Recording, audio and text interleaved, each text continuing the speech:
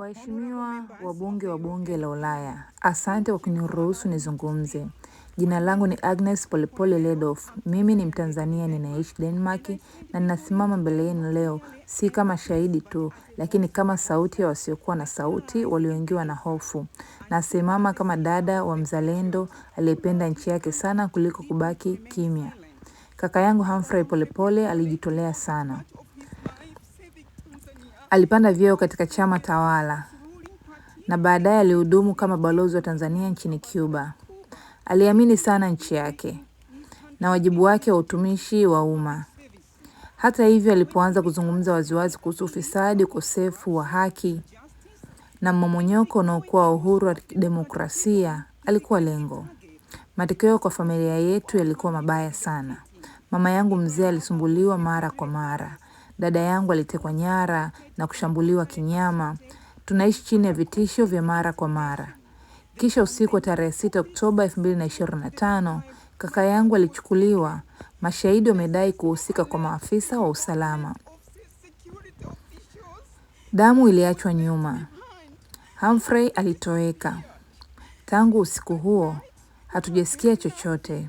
Hakuna majibu, hakuna wajibikaji, hakuna haki. Kila siku familia yangu huishi na maumivu makali na kutojua hatima ya mpendwa wetu. Ni ukatili ambao familia hazipaswi kamwe kuvumilia.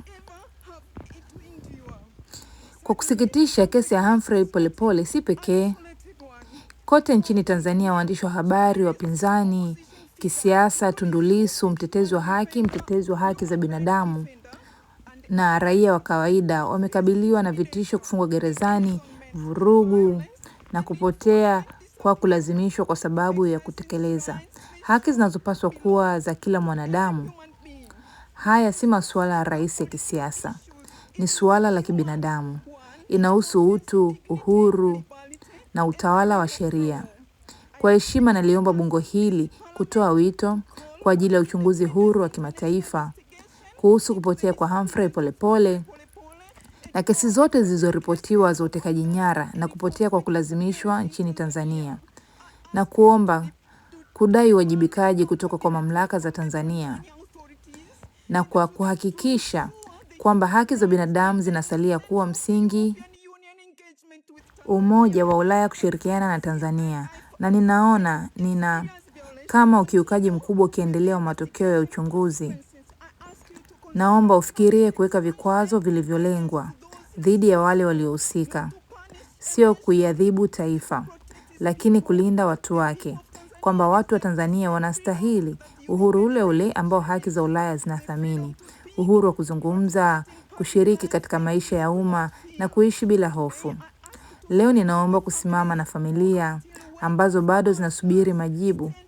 Simama na wale ambao wamenyamazishwa, na simama na wale ambao wamepoteza mpendwa kusini wamethibitishwa kuuawa na vyombo vya usalama. Nasimama na wale ambao wametoweka, na zaidi ya yote nasimama na watu wa Tanzania katika upiganiaji wao wa haki, utu na uhuru. Hatima ya kaka yangu bado haijulikani, lakini ukimya haupaswi kuwa jibu la mwisho.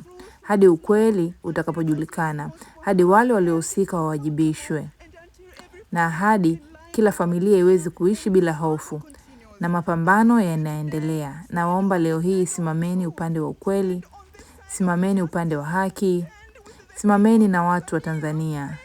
Asanteni.